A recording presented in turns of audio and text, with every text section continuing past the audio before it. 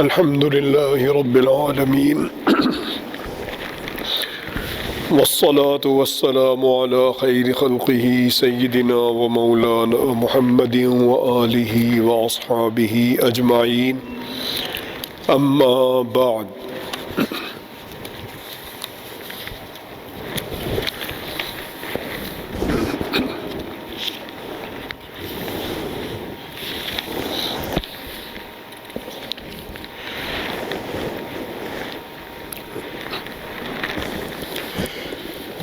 ہمیں جن نمازوں کی تعلیم دی گئی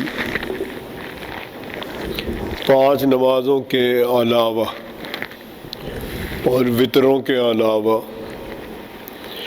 وہ تعلیم ہے تہجد کی،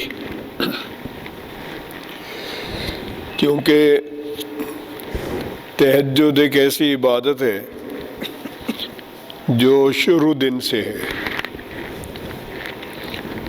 تمام انبیاء کرام پر تہجد واجب تھی یا فرض تھی۔ حضور اکرم صلی اللہ علیہ وسلم بھی تہجد پڑھتے تھے اور بہت دفعہ پڑھتے تھے، عام طور پر 3 مرحلوں میں پڑھتے تھے۔ تہجد پڑھ لی، پھر کچھ آرام، پھر تہجد پڑھ لی، پھر کچھ آرام، پھر تہجد پڑھتے تھے۔ آخری تہجد کے ساتھ فجر کی 2 سنتیں بھی پڑھ لیتے تھے، اور فجر کی پھر اس کے بعد آرام فرماتے تھے، کیونکہ فجر کی سنتوں کے بعد تقریباً 1 گھنٹہ 20 منٹ کا دورانیہ ہوتا ہے سورج نکلنے میں، اور نماز آخر وقت میں ہوتی تھی۔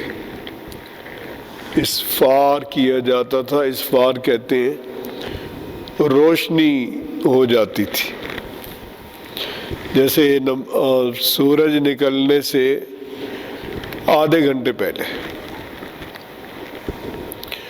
دارالعلوم دیوبند میں اور وہاں کی مساجد میں جو نماز کھڑی ہوتی ہے وہ سورج نکلنے سے 25 منٹ پہلے، کیونکہ مسئلہ یہی ہے کہ نماز ایسے وقت میں آدمی پوری کر لے کہ اگر کسی کی نماز کسی وجہ سے خراب ہوئی تو وہ جا کے دوبارہ وضو کرے اور فرض پڑھ لے۔ تو اتنا دورانیہ ہونا چاہیے، اور اس میں لمبی قرأتیں بھی رہی ہیں۔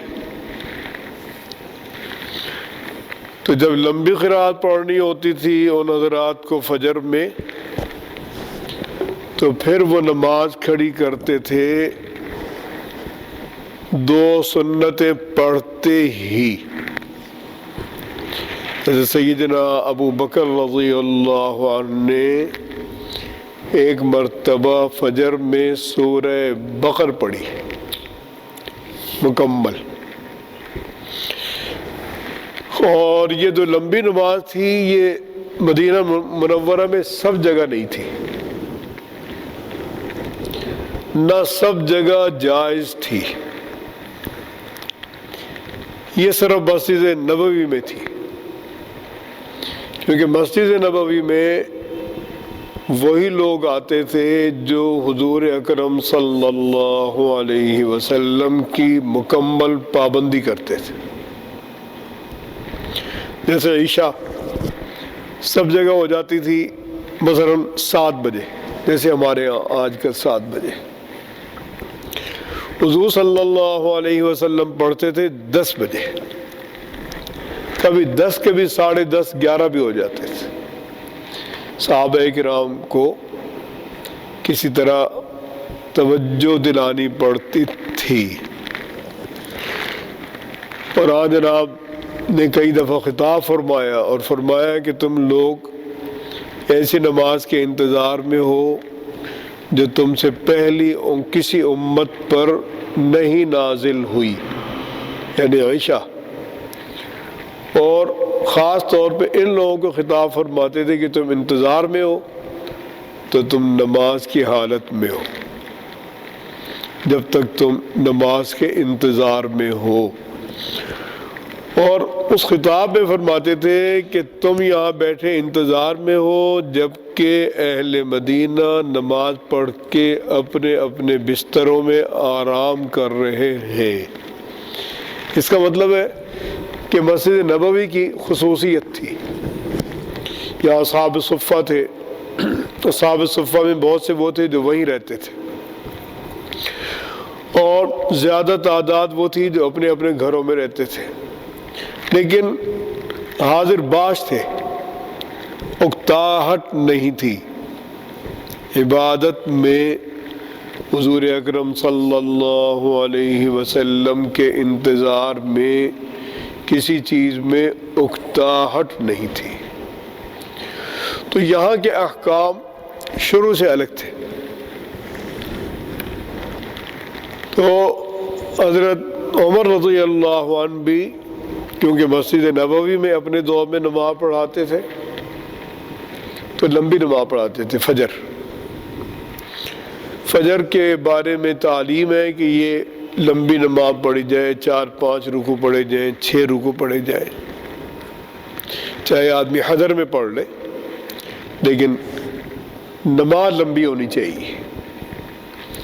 اور حرم شریف میں ایک جمعہ رمضان المبارک کا نصیب ہوا تو وہ آخری عشرے کا جمعہ تھا، اور اس میں اتنا رش تھا کہ جیسے 10-12 لاکھ انسان ہوں گے، کیونکہ حرم کی حدود سے بھی آگے آدھے کلومیٹر 1 کلومیٹر تک لوگ سڑکوں پر تھے سب طرف۔ تو وہاں امام نے سورۃ الف لام میم تنزیل السجدہ پڑھی پہلی رکعت میں، وہ 3 رکوع ہیں۔ سورہ دہر پڑھی دوسری رکعت میں، وہ 2 رکوع ہیں۔ وہاں کوئی اکتایا نہیں، کیونکہ سب لوگ عبادت کے لیے گئے ہوئے ہیں۔ ورنہ مسئلہ ہے کہ جب بہت بڑا مجمع ہو تو مختصر نماز پڑھاؤ۔ جب بہت بڑا مجمع ہے، مثلا یہ مسجد بھری ہوئی ہے کسی وجہ سے، یا پوری مسجد بھری ہوئی ہے، تو وہاں مختصر نماز، کیونکہ کوئی بیمار ہے تم میں، کوئی کمزور ہے، کھڑا نہیں رہ سکتا، اتنے دورانی ہے، لیکن وہاں کا حکم مختلف ہے، کیونکہ وہاں جو جا رہا ہے عبادت کے لیے جا رہا ہے۔ کئی لوگ کہتے ہیں دل چاہ رہا تھا نماز اور بھی لمبی ہو، جب رکوع ہوتا ہے کہتے مجھے صدمہ ہوا کہ رکوع ہو گیا، کیونکہ وہاں ایک ذہن سے لوگ گئے ہوئے ہیں۔ اور ہمارے یہاں بھی اس کا اہتمام ہونا چاہیے مزید بھی، کہ فجر میں کم از کم 3 رکوع 4 رکوع ہونے چاہیے۔ اب تہجد کیا چیز ہے؟ تہجد ہے عشاء کے بعد سے فجر کے وقت شروع ہونے تک کے دورانیے میں کوئی بھی نماز جو بھی آپ پڑھیں، نوافل، وہ خود بخود تہجد ہے۔ آپ عشاء کے ساتھ عشاء کے بعد 4 رکعت پڑھ لیتے ہیں بنیت تہجد، یہ تہجد ہو گئی۔ آپ سوتے وقت پڑھ لیتے ہیں، ممکن ہے اٹھنے میں دقت ہو، وہ بھی تہجد ہو گئی۔ اور سو کے اٹھ کر پڑھتے ہیں، وہ سب سے افضل ہے، اور وہ ہونی چاہیے آخری 6 حصے میں۔ رات کو 6 حصوں میں تقسیم کر دیں، مثال کے طور پر فرض کریں کہ فجر کا وقت شروع ہو رہا ہے 5 بجے اور سورج غروب ہو رہا ہے 5 بجے، تو رات 12 گھنٹے کی ہو گئی۔ تو فجر شروع ہونے سے پہلے 2 گھنٹے یعنی 3 سے 5 تک کے دورانیے میں تہجد پڑھنی چاہیے۔ اللہ تعالیٰ سب کو توفیق نصیب فرمائے اور ہمت بخشے۔ حضور اکرم صلی اللہ علیہ وسلم عشاء کے بعد سے فجر تک 13 رکعت پڑھتے تھے۔ ہر 2 رکعت کے بعد سلام پھیرتے تھے، کیونکہ بتایا صلاۃ اللیل مثنا مثنا، رات کی نماز 2 رکعت کر کے ہے۔ یہ آسانی دے دی، کوئی 4 پڑھے وہ بھی پڑھ سکتا ہے، لیکن آسانی یہ ہے کہ 2 کر کے پڑھے۔ حضرت عائشہ رضی اللہ عنہا فرماتی ہیں کہ ہر رکعت میں آن جناب اتنی تلاوت فرماتے تھے کہ جیسے 50 آیت تھے، اور جب فجر کا وقت ہو جاتا تھا تو آن جناب 2 رکعت پڑھتے تھے مختصر۔ فجر کی 2 سنتوں میں عام طور پر سورۃ الفلق، سورۃ الناس یا اسی جیسی مختصر صورتیں، اور اس کے بعد آن جناب دائیں کروٹ لیٹ جاتے تھے، یہاں تک کہ مؤذن آتے حجرہ شریفہ میں اور آ کے بتاتے تھے کہ نماز کا وقت ہو گیا، تو آ جناب اٹھتے تھے اور نماز پڑھا دیتے تھے۔ کیونکہ کچھ چیزیں خصوصیات میں ہیں، عام مسائل سے مختلف، اس میں پیغمبر صلی اللہ علیہ وسلم کی خصوصیت میں یہ ہے کہ آن جناب کے سونے سے وضو نہیں ٹوٹتا تھا۔ عام طور پر کوئی بھی سو جائے تو اس کا وضو ٹوٹ جائے گا، اور وضو سونے سے نہیں ٹوٹتا۔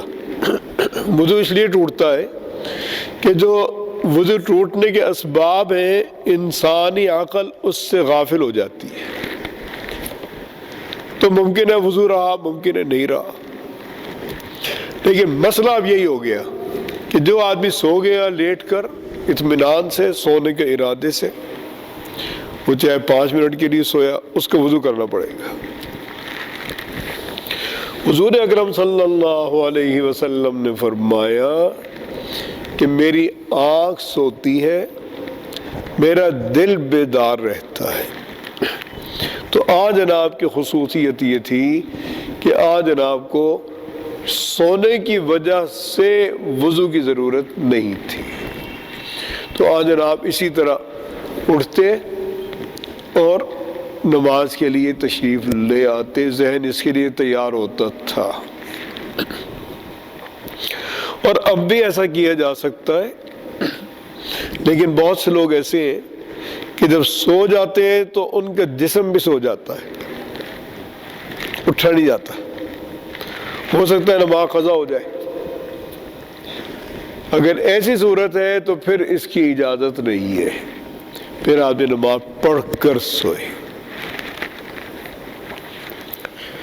حضرت عائشہ رضی اللہ عنہا فرماتی ہیں کہ حضور اکرم صلی اللہ علیہ وسلم فجر کی 2 رکعت پڑھتے تھے، پھر اگر جاگری ہوتی تھی میں گفتگو فرما لیتے تھے، ورنہ لیٹے رہتے تھے، اور مؤذن کے آنے پر فجر پڑھانے کے لیے تشریف لے جاتے تھے۔ اور مختلف طرح تہجد پڑھی، 7 بھی پڑھی، 9 بھی پڑھی، 11 بھی پڑھی۔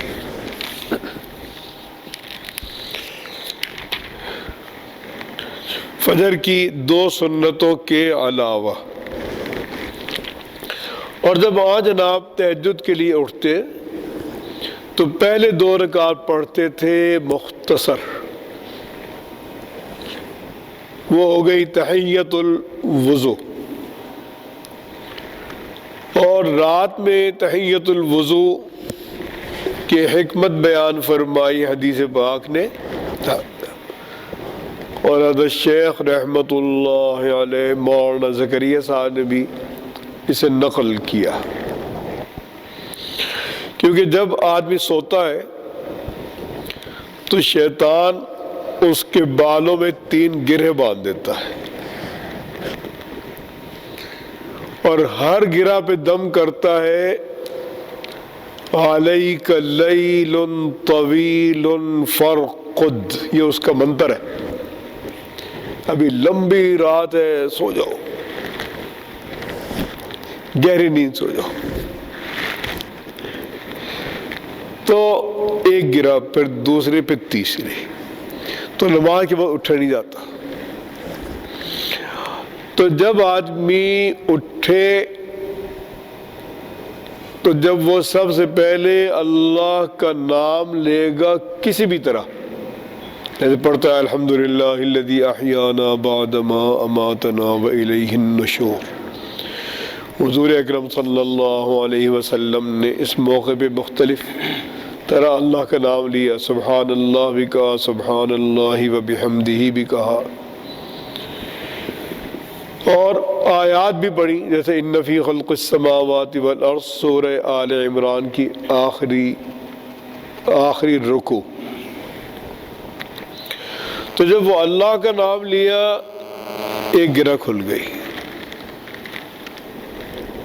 اس کے دم کا 1 درجے کا اثر ختم ہو گیا. جب وضو کی دوسری گرہ کھل گئی، جب نماز کی نیت باندھی تیسری گرہ کھل گئی. اب آدمی اس سستی سے آزاد ہو گیا. اس کے بعد تہجد پڑھے. یہ 2 رکعت تحیۃ الوضو کی ہیں، اور اس کا ایک فائدہ یہ ہے کہ جو اثرات پڑھتے ہیں شیطانی وہ دور ہو جاتے ہیں. لیکن اگر آدمی آیت الکرسی پڑھ کے سوئے، لا حول ولا قوت الا باللہ العلی العظیم پڑھتا ہوا سوئے، تو یہ اثرات کم ہو جائیں گے، اثر نہیں پڑے گا اس میں. اور جو آدمی رات کو سوئے اور سورہ حشر کی آخری 4 آیتیں پڑھ کر سوتا ہے، پھر وہ رات میں کسی وقت بھی اس کی آنکھ کھلی، وہ جو دعا مانگے گا وہ قبول ہو جائے گی. سورہ حشر کی آخری 4 آیتیں.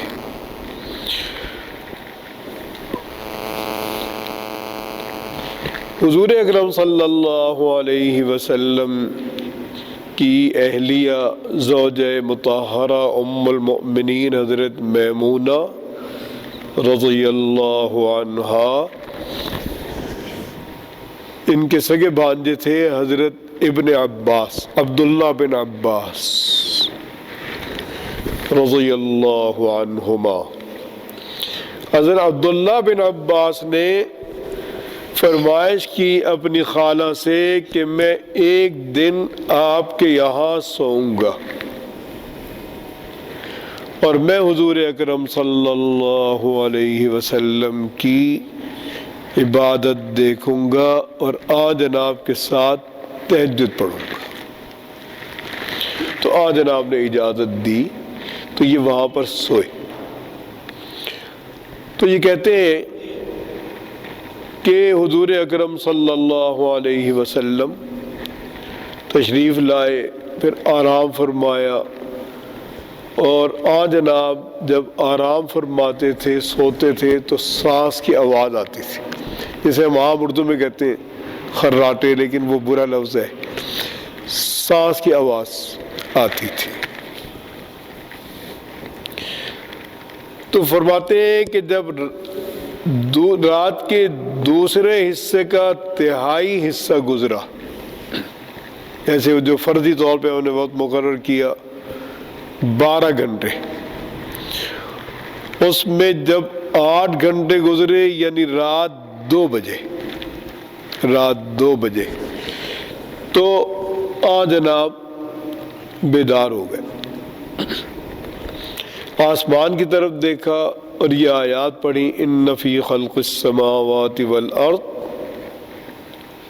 یہ آخری رکوع ہے سورۃ آل عمران کا، اور یہ پورا رکوع پڑھا۔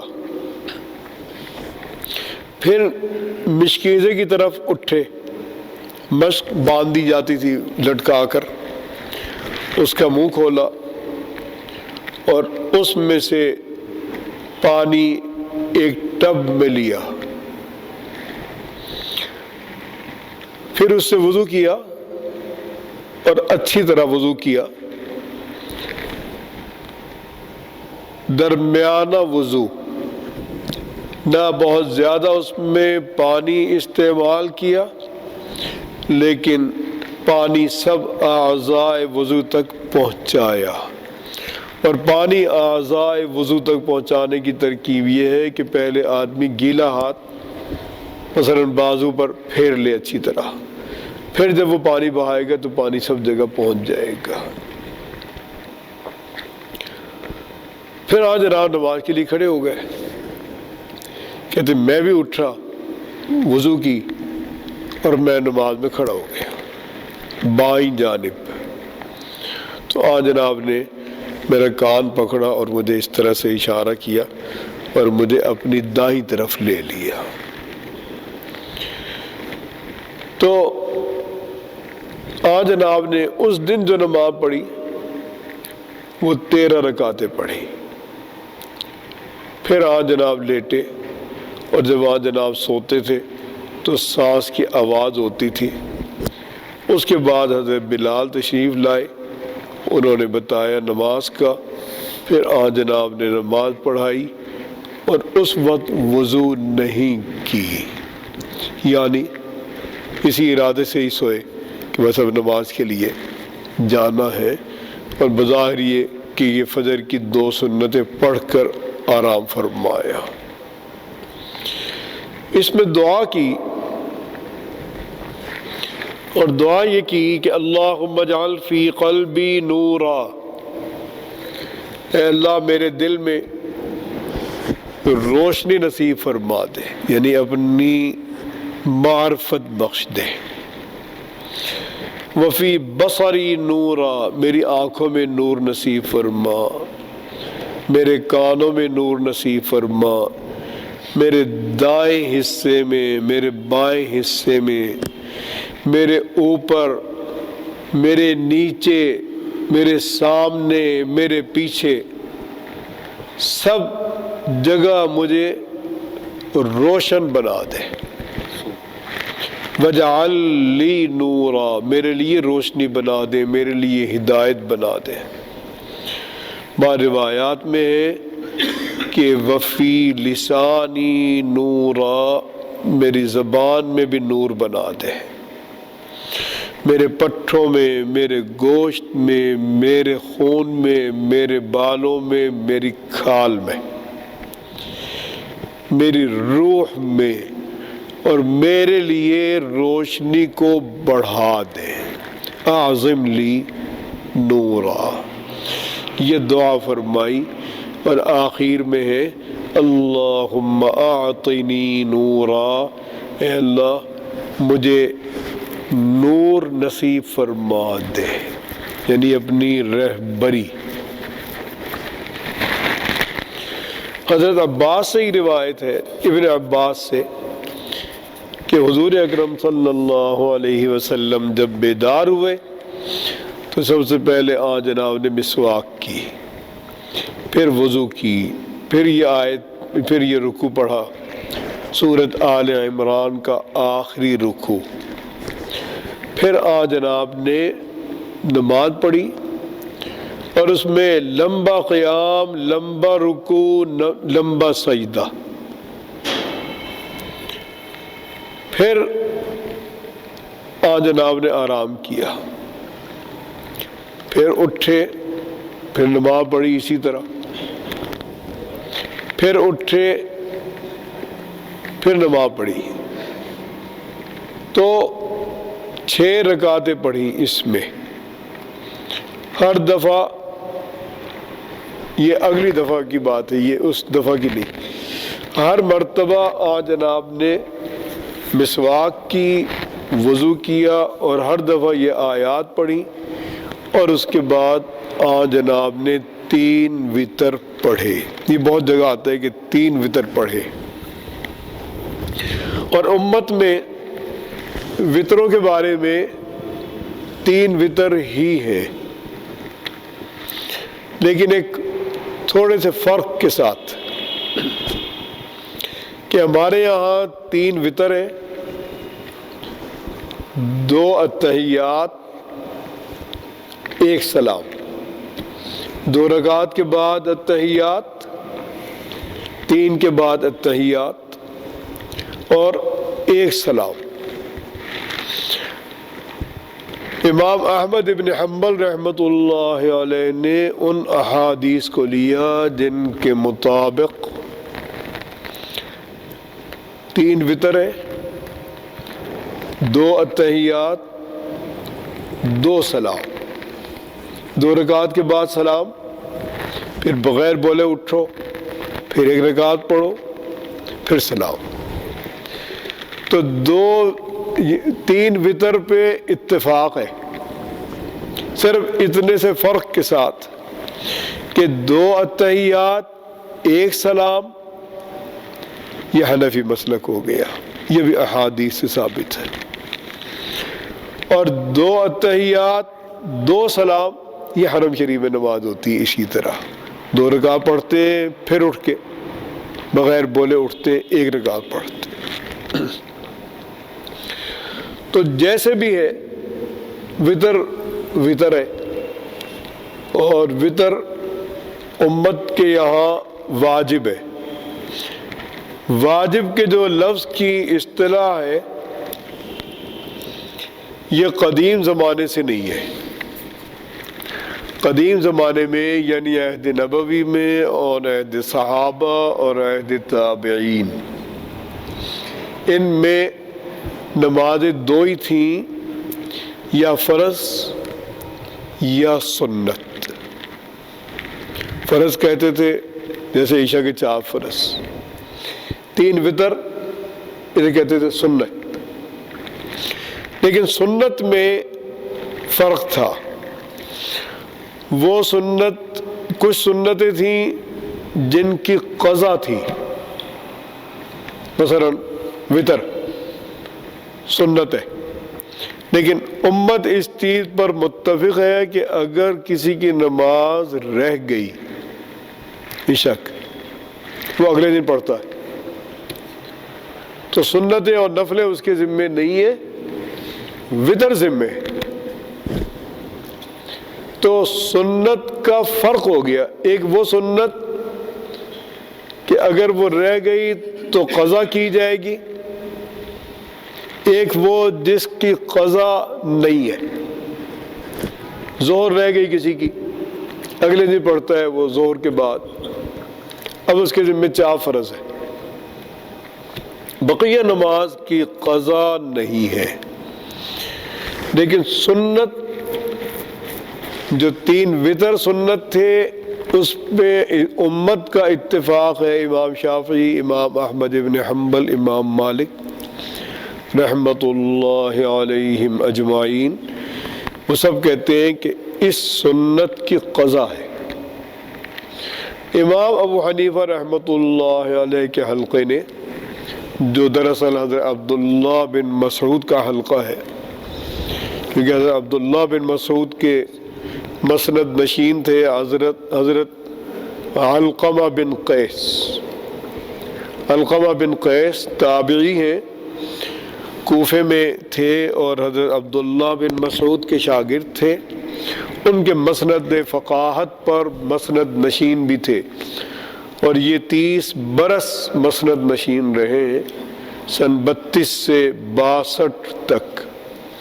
اور اللہ نے ان کو اتنا علم دیا تھا کہ صحابہ کرام ان کے درس میں آتے تھے، اور بہت سے لوگ انہیں کہتے تھے کہ آپ صحابی ہیں، تابعی کے درس میں جا رہے، ان کے حلقہ درس میں شامل ہو رہے ہیں تو وہ فرماتے تھے کہ ان میں علم ہے، اور ان کا علم ایسا تھا، اتنا بڑھا ہوا تھا کہ جیسا کہ یہ عہد نبوی میں موجود رہے تھے۔ پھر ان کے شاگرد حضرت ابراہیم نخعی، اسود نخعی، پھر حماد ابن ابی سلیمان، اور پھر امام ابو حنیفہ رحمۃ اللہ علیہ۔ تو یہ حلقہ ان کا تھا۔ انہوں نے ایک اصطلاح بنا دی، انہوں نے کہا کہ وہ سنتیں جن کی قضا ہے ان کو ہم نیا نام دے رہے ہیں، انہیں ہم کہیں گے واجب ہے۔ تو یہ جو واجب کی اصطلاح ہے یہ وہاں سے آئی، کیونکہ عرب کہتے ہیں کہ یہ بھی سنتیں ہیں، تو ہمارا ان سے کوئی جھگڑا نہیں اس پہ، صرف نام کا فرق ہے۔ وہ بھی کہتے ہیں اگر وتر رہ گئے قضا کرو، چاہے 10 دن بعد کرو، 20 دن بعد کرو، جب نماز قضا کرو گے وتر پڑھنے پڑیں گے ساتھ۔ ہم کہتے ہیں جو سنتیں ایسی ہیں کہ جن کی قضا ہے، لوگوں کو سمجھانے کے لیے آسان کیا ہے، اس کے لیے ایک اس طرح بنا دی کہ یہ واجب ہے، تو ان لوگوں نے اس کا نام رکھ دیا واجب۔ اور یہ 3 رکعتیں حضرت ابن عباس سے بھی آتی ہیں، حضرت عائشہ رضی اللہ عنہا سے بھی آتی ہیں، بلکہ حضرت عائشہ رضی اللہ عنہا نے 3 رکعتوں کی صورتیں بھی بتائیں، کیونکہ آج جناب عموماً پہلی رکعت میں سبح اسم ربک الاعلی، دوسری میں والتین، تیسری میں قل هو اللہ، کبھی دوسری رکعت میں سورۃ انا انزلناہ فی لیلۃ القدر بھی پڑھی، اور کبھی پہلی رکعت میں سورۃ قریش لإلاف قریش، دوسری میں قل یا ایھا الکافرون، اور تیسری میں قل هو اللہ احد۔ اور حرم میں 300 دن یا 29 کے 29 دن وتروں کی تیسری رکعت میں قل هو اللہ پڑھتے ہیں۔ اور اس میں یہ شک نہیں کرنا چاہیے کہ کوئی واجب سمجھے گا، واجب یا فرض سمجھنے والا مسئلہ نہیں، حضور اکرم صلی اللہ علیہ وسلم نے ایسے ہی پڑھی۔ اگر کوئی قل هو اللہ شریف نہیں پڑھے گا تو بھی نماز ہو جائے گی، لیکن اس سنت کو چھوڑنے کی کوئی وجہ نہیں ہے۔ اللہ تعالی ہم سب کو اچھی توفیق نصیب فرمائے۔